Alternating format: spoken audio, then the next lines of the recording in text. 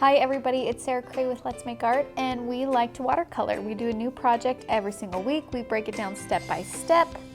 This is what we're painting today. What does a dragonfly do?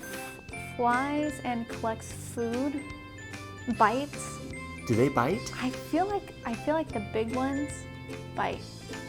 I know nothing Am I about making that up? dragonflies. Probably, I don't really I know. have no idea. So, super fun. We're using 4 colors today. So, our very first color is tiger orange. Our second color is magenta. Our third color is leaf green. I love this green so much.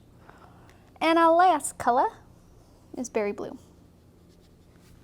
1, 2, 3, 4. Okay. We are using a round 6 and a round 2, our go-to paint brushes. They're really great. They're high quality. They're Princeton. They're really great. Synthetic They're bristles. synthetic, sable hairs. They hold water. They got a good snapback. They got a nice point. What is it? Drop, snap, Bend and snap. bend and snap. That's They what got a it good is. bend and snap going on. Yeah. Okay, so for this project, we have 5 steps. So our very first step, we're gonna paint the body. Our second step, we are gonna paint the wings. Our third step, we are gonna put in the shadows. Our fourth step, we are going to do the legs and the details on the wings. And then the very last step is just finishing details. Okay, 1, 2, 3, 4, 5. There is an outline with this project. If you get our kit or our subscription, it should be in there along with some graphite paper. Graphite paper, you just want to do it dark side down, and any line you make on the graphite, it will show up. So I do graphite paper, outline, trace. It will show up on your watercolor paper. I already have it traced here for you. I drew it kind of dark so you guys can see what I'm doing. If you're doing it at home, try and do really light pressure lines when you're tracing to create a lighter line because watercolor is transparent. And let's get started. Dragonflies eat mosquitoes, so we like dragonflies. We love dragonflies. Yeah, and they have really cool names. So Like different kinds of dragonflies? just dragon. Oh, just dragon. Dragonfly. Fly. Yeah. Yeah.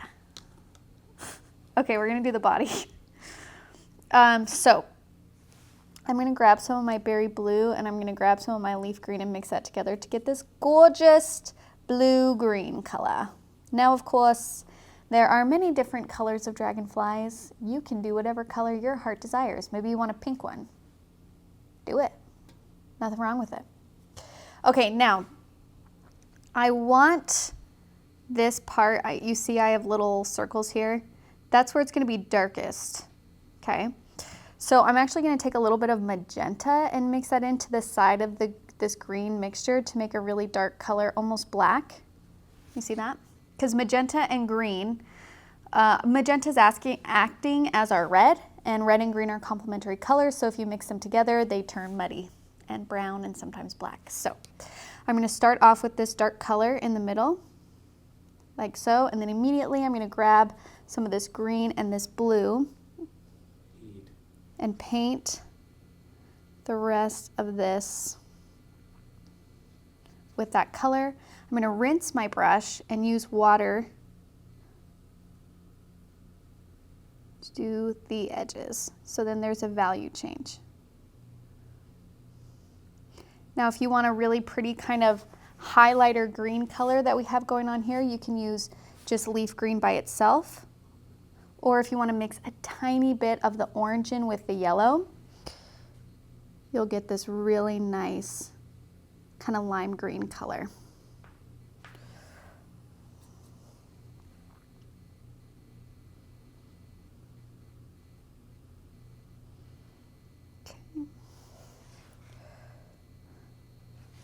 And then this like area in between this like triangle, that one's like pretty much black.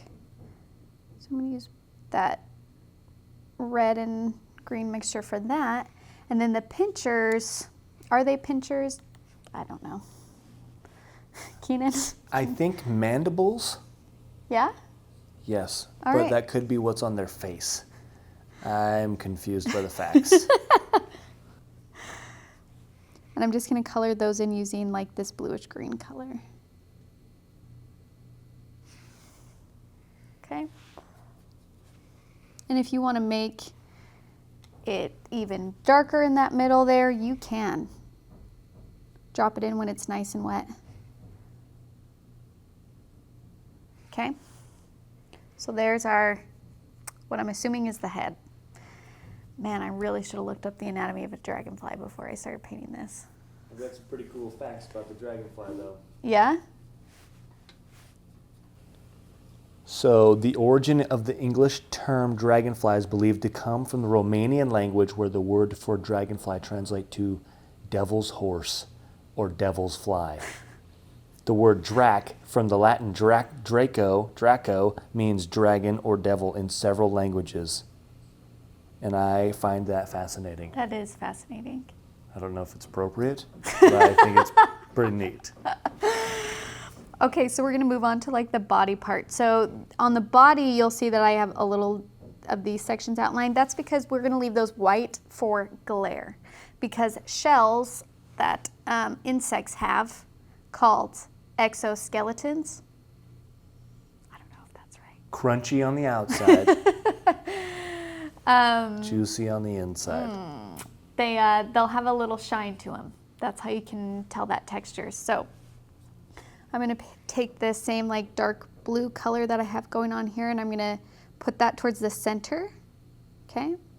And then as I make my way out, I'm gonna switch to this kind of lime green, and I'm gonna avoid those spots where I have outlined for the glare.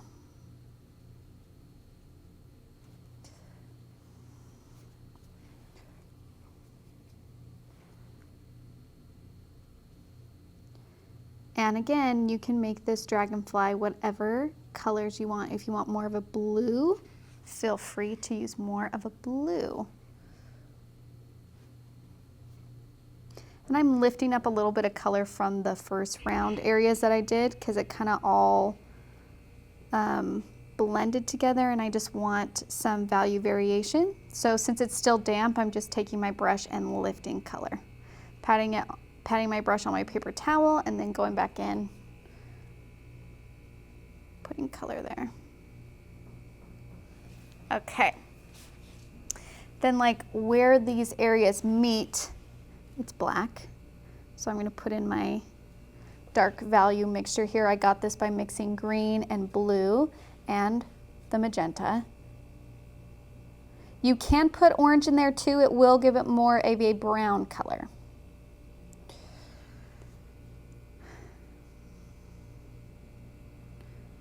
So then right in between here where the body meets the wings, that's going to be this dark color.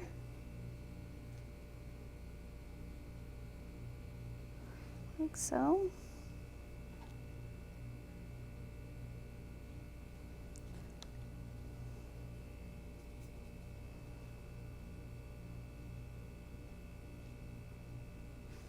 Okay.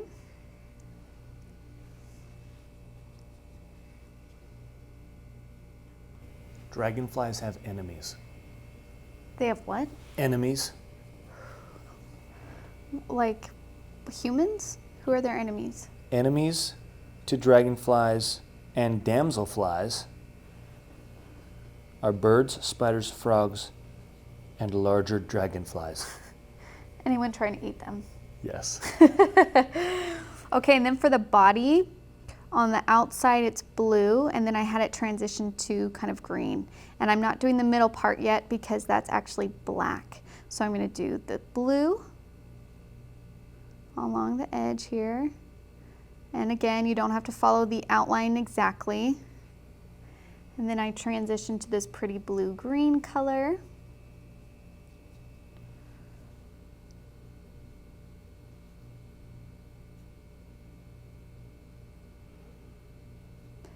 And then the tail end, I'm gonna do more of this highlighter green.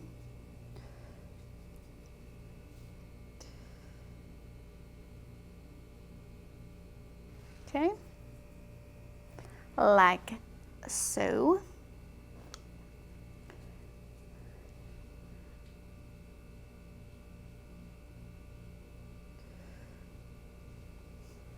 And then when I feel like that has dried enough, I'm going to take this black mixture that I have going on here, and I'm just calling it black. It's not actually black. It's what I mixed when I did the green and the blue and the magenta together. I'm going to put the dark part in.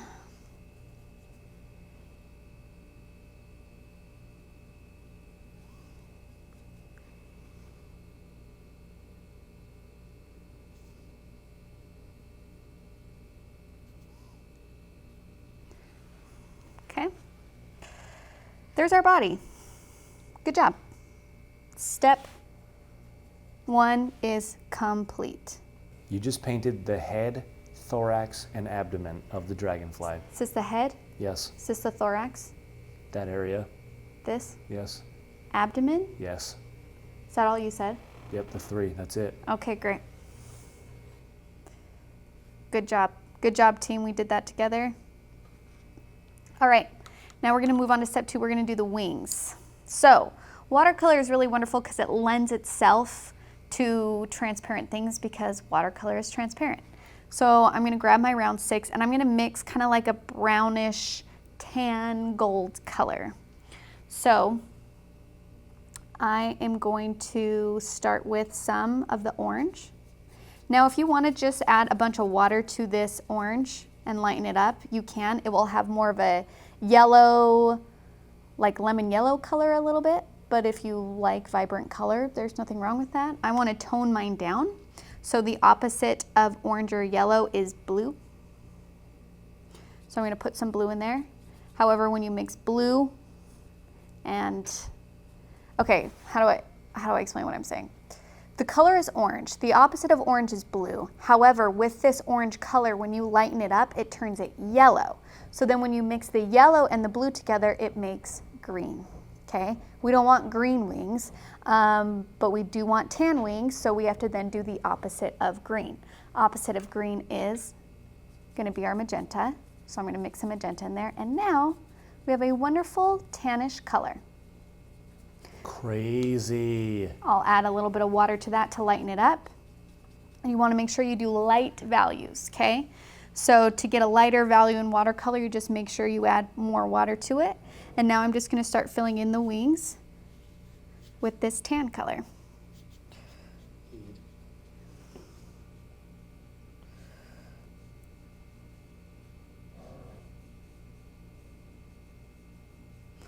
So I'm going to do the top wing. So this is probably as light as we want it to be. And then I'll do the other top wing. So I'm using the color and then I'm just grabbing a little bit of water and spreading that color out.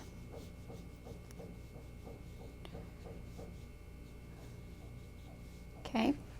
Now we're going to do the second part of the wings, and this is what I want you guys to pay attention to.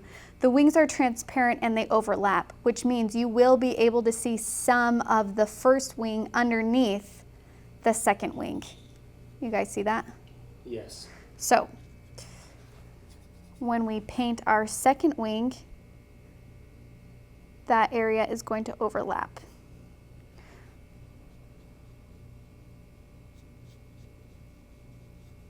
So it should be darker where those two wings overlap.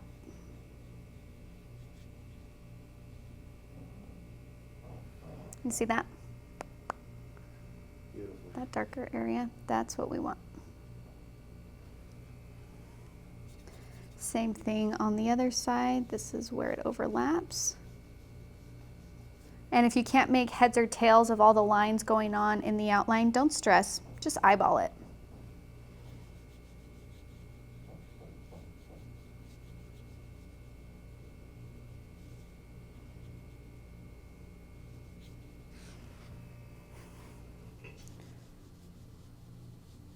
Okay, that's step 2. That's our wings.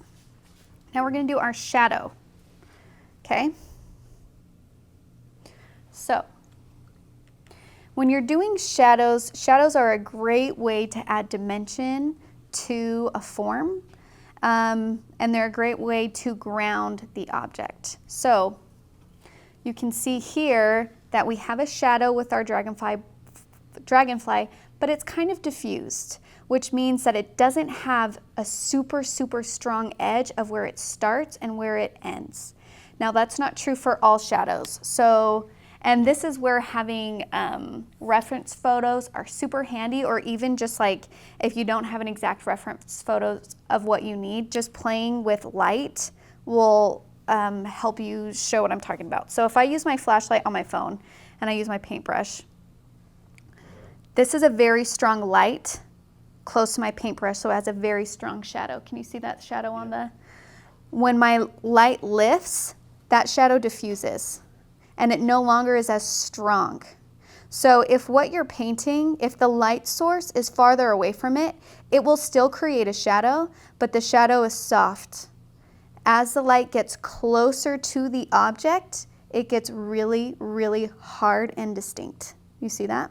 Yeah. And then depending on the angle of the light that it's coming from, it will then depend on where you put your shadow. See how that shadow moves? Shifty.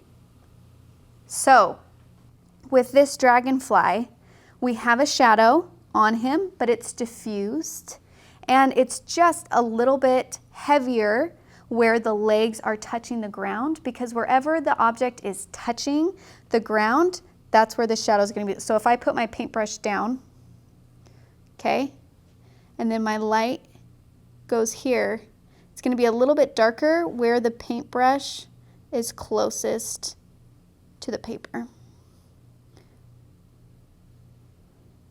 So if you do it from this angle, right near the tip of my paintbrush, that's a darker value than near the handle on the shadow. Can you see that? Yep. If it's coming from this way. So that's essentially what we're trying to show here. It's a soft diffused shadow, so the light is farther away from our source. However, it's slightly darker where our legs are on the dragonfly, because that is where it's actually making contact with the ground. So I hope that helps you a little bit in understanding shadow. Now, for our shadow color, I'm going to just pull from this brown that I already, like the black brown that I mixed up for the body, and I'm going to add a little bit of blue to it.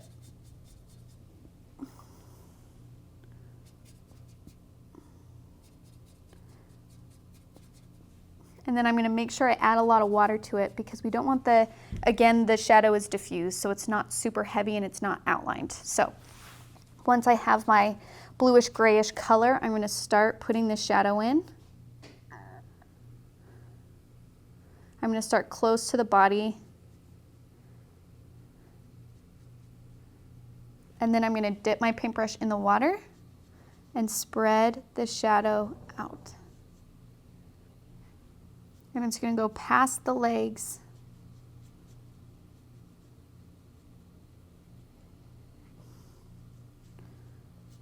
So it's nice and diffused, just a soft shadow that we're putting in at first.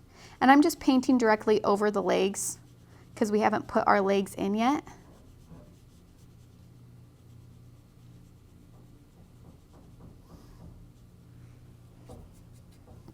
And then I'm going to do another layer closer to the body to get it darker. Because again, like that last illustration, wherever it's closest to the ground, that's where the shadow is going to be darkest. So then I'm going to do an extra shadow around the legs.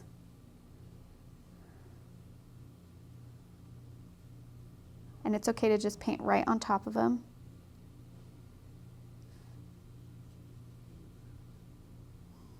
Okay, and then there's a shadow on the body that the body is making in the back here.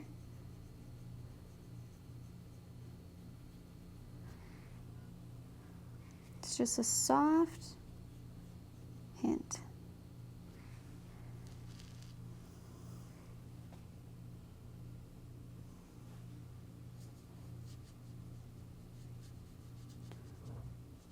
And this is all we're going to do for our shadow for now. after we put in our legs, we can go back in and kind of darken up some areas. But sometimes this is all you need, just a little hint. And of course, if you guys want to change up your light source, and you're like, I'm just going to pretend that there's this huge flashlight right on this dragonfly really close to it. If that's the case, then you would have a very strong shadow that has very strong end and start lines, like I showed you with my flashlight in the beginning. So play with that. You guys can totally play with things like that and see just what you want to do. And then the more you observe things like that, and the more you pay attention to things like that, then when you're painting something without a reference, you can try and envision it a little bit. It might not be 100% accurate, but you can be like, okay, I'm painting this. There's a very strong light source, so I know that my shadow is going to be strong. And you don't have to be looking at a picture to know that. Or you can be like, the light source is far away, it's really diffuse soft light, I'm not gonna have a super strong shadow. And just over time, you'll be able to understand those patterns without actually having to see a reference photo all the time. So, okay, so that is step 3. We're gonna move on to step 4. We are going to do the legs and the wings. Now, I didn't do a super strong shadow on the wings. I kept it mostly to the body. That was just my choice. You guys can put a shadow on the wings if you want, but I didn't. Well, but the wings beat at 30 flaps per second, so you're not going to want to have too much of a shadow there. You're right, Keenan. Okay. So, because I just put in my shadow, it's a little bit damp. I'm going to not do my legs yet. I'm going to do the lines on my wings. So I'm going to switch to my round 2.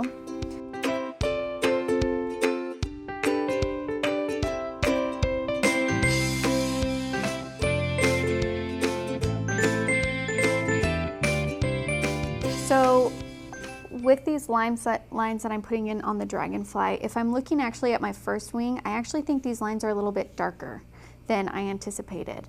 I can change that, but for now I'm just going to, when I do these lines on my second wing, I'm just going to lighten them up just a little bit, because even though we want these lines to be seen and we want them to show, we don't want them to feel out of place or like they're sticking out or they don't belong. And so sometimes when values don't match, like if I'm looking at this wing and then this wing, these detail lines feel much more natural to me than this top wing because the value is so dark on those detail lines. So what I can do to lighten those up is I'm going to take a damp brush and just blend out these lines.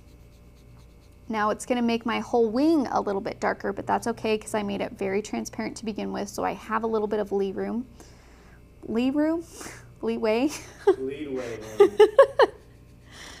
So I'm just going to blend these out.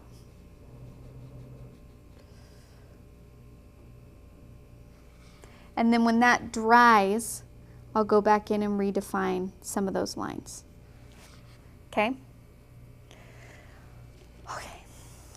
Okay. And if you want hints of like really strong yellow on these wings, like a gold color, you can put a little bit of that orange with water in there. That will give it like a really yellow, vibrant color. Okay. Yep, already that feels better to me and I only blended it out. Okay, then I'm going to keep going on the other side because that's too wet for me to do anything right now. I'm going to do the top edge of the wing, which is dark.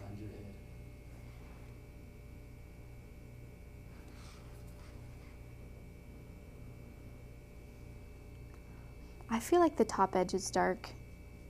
Yeah, it's got to have a, it's like, it's got a framework. Yeah, it's Keep the framework. Keep it connected, yeah. Okay. And then I'm going to go in and start doing the details. Now that is wet because I just blended it out, so I'm going to move on to my second one. Oh, but I got to do the dark top first. The framework. Now don't do a thick outline around the entire wing, just do the top. If you do the entire wing, it will flatten it.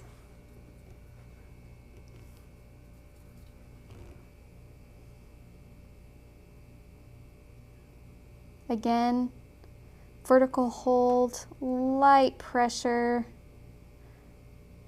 just lightly following some of these lines. You can add some in, you can take some away, you can change it up.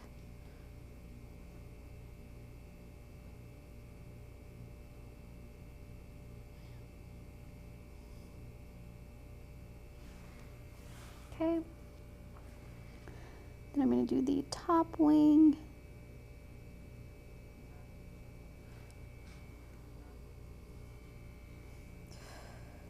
Those were a little bit dark, so I just added a little bit of water to my brush and dried it off on my paper towel so it wouldn't be too wet.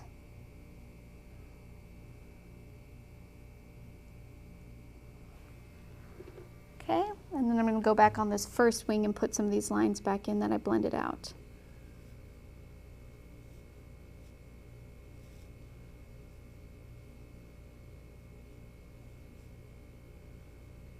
And don't be afraid to go off script. I'm adding little lines here and there because if you look at the details of wings, both dragonfly, butterfly, whatever, they are extremely detailed, way more detailed than the amount of lines that I have going on here. The reason why I didn't want to go too crazy with the lines is because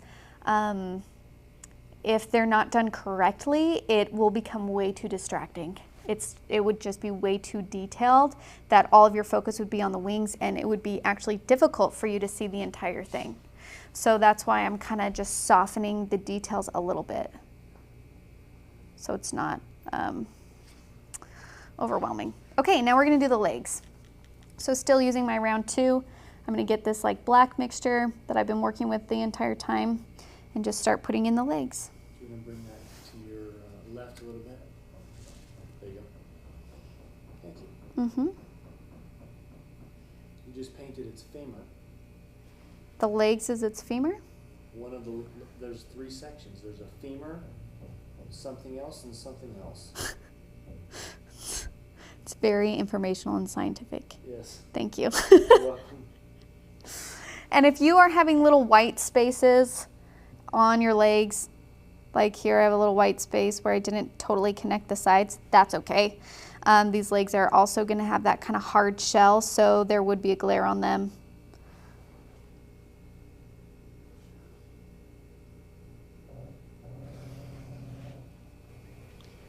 Femur, tibia, and tarsus. So femur, tibia, and tarsus, Yep. I would assume is like the foot-like Yep. things. Exactly. Okay. So we got our legs, and now we're moving on to step 5, which is details, which is basically you're like, okay, what else can I do to help this painting feel a little bit better? Now for me, I want to slightly darken my shadow. But I've already painted my legs, where before we painted just on top of the legs. You still absolutely can add to your shadow, you just got to be careful and work around what you already have. So I still have some of this gray-blue mixture on my palette, and I'm just going to go in and start putting it in, and then using water to spread it out.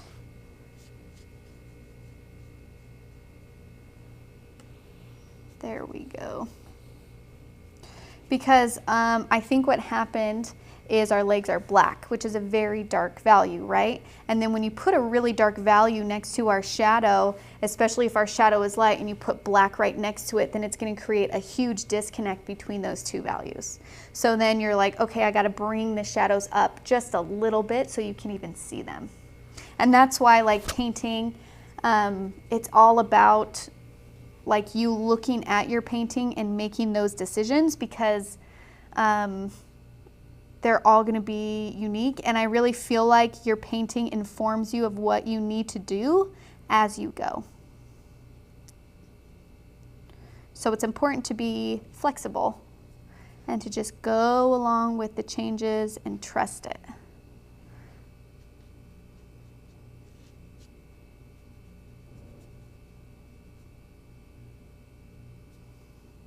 Now you might be pulling a little bit of the black from the legs, that's okay.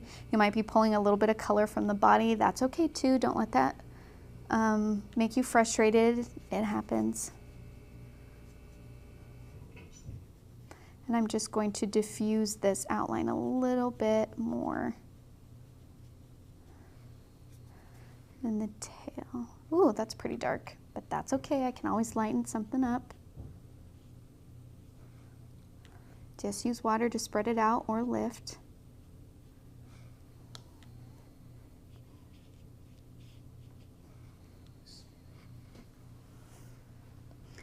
And that is it. I'm going to darken this leg a little bit more since I painted over it.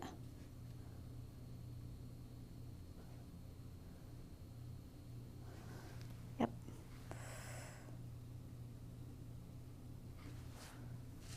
Okay. You guys, we did it.